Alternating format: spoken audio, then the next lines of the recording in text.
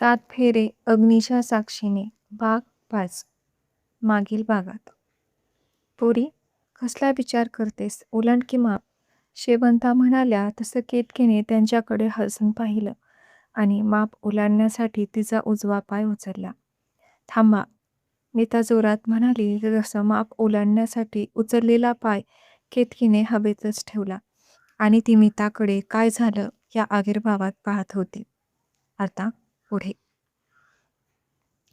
थांबा, नीता जोरात म्हणाली तसं माप ओलांडण्यासाठी उचललेला पाय केतकीने हवेतच ठेवला आणि ती नीताकडे काय झालं या आविर्भावात पाहत होती.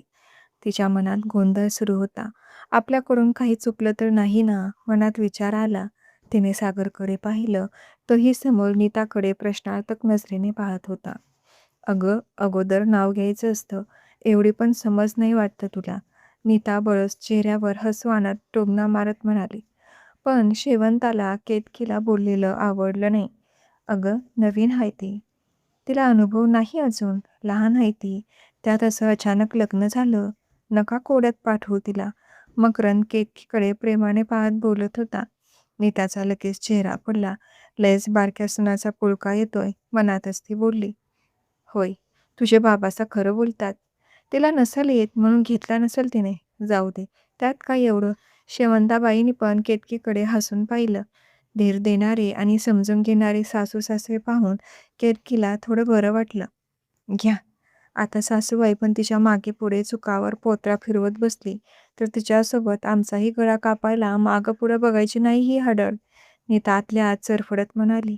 ती शिकलेली आहे, नीताला एवढंच माहीत होतं की अशा मुलींना काय नाव घेणं वगैरे येईल. आजकाल कॉलेजच्या पोरींना कुठं यात रथ असतो. आता सगळ्यांच्या समोर तोंडावर पाडलं पाहिजे म्हणजे लय फडफड करायची नाही, म्हणून तिने तिचा रस्ता अडवला होता. सासूबाई, मी घेते नाव, केतकी हळू आवाजात म्हणाली. तिने वर नजर करून सर्वांकडे पाहिलं. घरातील सर्वजण तिच्याकडेच पाहत होते. श्री विष्णूच्या मस्तकावर सदैव असतो शेष. सागररावांचं नाव घेऊन करते गृहप्रवेश. केतकीने नाव घेऊन समोर ठेवलेलं माप ओलांडलं आणि घरात आली. सगळ्यांना केतकीचं कौतुक वाटत होतं. खूप छान, वेळेला शोभल असंच नाव घेतलं होतं तिने. तिच्या तोंडून नकळतच त्याचं नाव आलं तसं सागरचे ओठ हलकेच रुंदावून पुन्हा स्थिर झाली. त्याच्या हृदयाने गती घेतली. एक अनामिक हुरहुर त्याच्या मनात येत होती. भाऊजी, आता तुमची बारी. काय, मी? सागर. त्याने कधीच असं नाव घेताना कुणाला पाहिलं नव्हतं. त्याला आता टेन्शन आलं. हो, आता तुम्ही घ्या, नीताने फोर्स केला. आपल्या बहिणीला ओळखून होता तो. शेवटी नाव घेतलं तर रस्ता सोडेल म्हणून मग त्याने काहीतरी विचार करून नाव घेतलं. बायकोला पाहून माझी सगळीच उतरली नशा आणि आजपासून केतकी सांगल तीच पूर्व दिशा. कसंबसं यमक जुळवलं त्याने. तसं रमेश आणि नीताने पटकन एकमेकांकडे पाहिलं. केतकी आणि सागर दोघेही आत घरात गेले. शेवंता अजूनही सागरच्या उखाण्याचा विचार करत होती. ते पाहून नीता त्यांच्या जवळ गेली. सासूबाई, ऐकलं का, काय म्हणतेत भाऊजी? केतकी सांगल ती पूर्व दिशा म्हण. नीता बोलून मोठ्याने हसली. तिला शेवंताच्या मनात केतकी भडकावून द्यायचं होतं, म्हणून तिने शेवंताला चिडीवर आणायचा प्रयत्न केला होता. अगं, त्याला असलं नाव बिव काय बी जमत नाही. जे आलं ते ओठावर घेतलं असल. शेवंताबाईंना पण जरा तिचं बोलणं खटकलंच होतं, पण तरीही त्या सारवासारव करत म्हणाल्या. असं? मग बघू की, नीता पण तोल्यात बोलली. पण म्या म्हणते, तुला आताच का आली गं एवढी नागाची हौस? जा लाग कामाला, आधीच एवढा वेळ तुझ्यामुळे फुकट गेलाय. शेवंता चांगलीच चिडले. नीता पण मग रागात घरात आवरायला गेली. पहिलाच डाव फसला होता तिचा. वाघ माझी बायको. रमेशला मात्र स्वतःच्या बायकोचा मनात हेवा वाटू लागला. ए रम्या, अरे बघतोस काय, रात केवढी झाली, टाक तो पसारा घरात, मकरंद रागात बोलले. तसे रमेशने सर्व पसारा घरात टाकला. सगळं आवरायला रात्रीचे 12 वाजले त्यांना. दिवसभर सगळे थकले होते. अंथरूण टाकलं तसं सर्वजण झोपी गेले. आज केतकी सागरच्या खोलीत झोपली नाही. तिची झोपण्याची व्यवस्था शेवंताने नीताला सांगून मधल्या घरात केली होती. सागर मात्र लगेच तेथून त्याच्या खोलीत झोपायला गेला आणि त्याने बेडवर अंग टाकलं. आज जे त्याच्या आयुष्यात घडलं ते खरंच अद्भुत होतं. अनुष्काऐवजी केतकी मिळाली याचं समाधान त्याच्या मनाला होतं. एकाच बापाच्या 2 मुली, एक स्वतःच्या आयुष्यासाठी पळून जाते, तर दुसरी त्याच बापाच्या इज्जतीसाठी लग्नाला उभी राहते. त्याला केतकीचा हेवा वाटत होता. केतकी त्यात दिसायला सुंदर होती, शिवाय त्याची आज धर्मपत्नी देखील झाली होती. पण तरीही त्याला कुठेतरी चुकीचं घडत आहे का, असंच भासत होता. जरी त्याचा तिच्यावर अधिकार असला, तरीही हे लग्न तिने नाविलाजानं केलं होतं. तिच्या मनात माझ्याविषयी तो आदर असेल का, ज्याचा खरंच मी हक्कदार आहे, जो आदर प्रत्येक पत्नी आपल्या नवऱ्याला देते. जर तिने हे लग्न फक्त एक कर्तव्य आणि जबाबदारी म्हणून केलं असेल, तर मलाही तिच्यावर पती अधिकार दाखवण्याचा कोणताही हक्क नाही.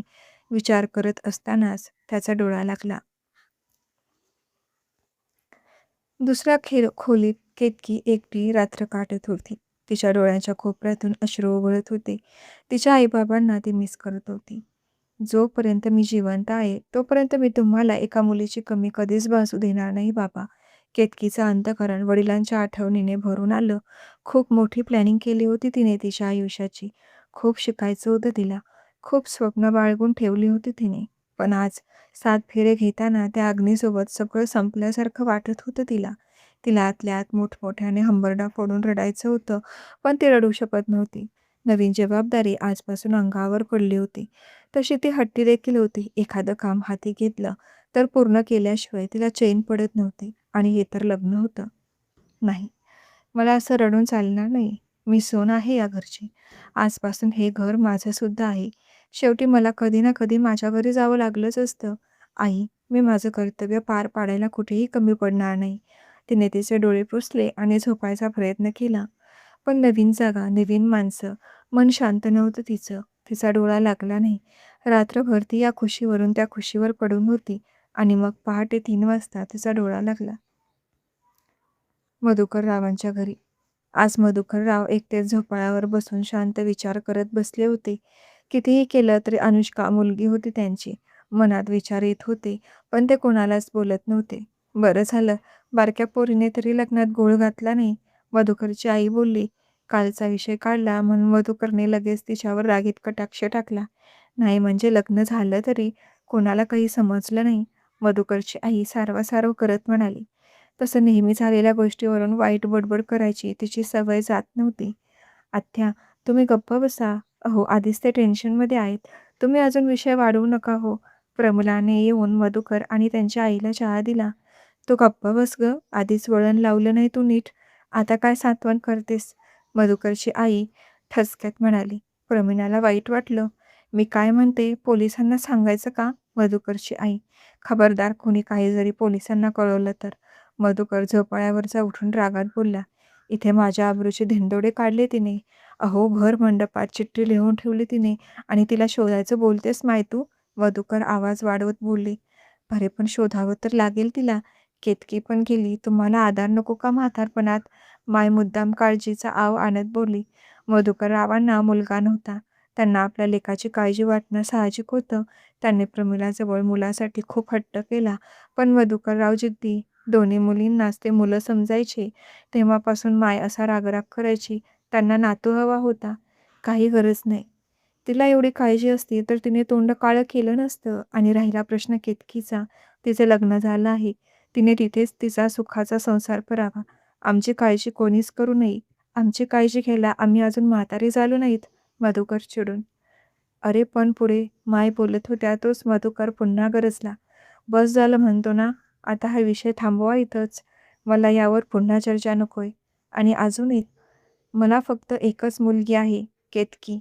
ही गोष्ट लक्षात ठेवा तुम्ही. मधुकर रागात बोलून शेतात निघून गेला. प्रमिलाही किचनमध्ये निघून गेली.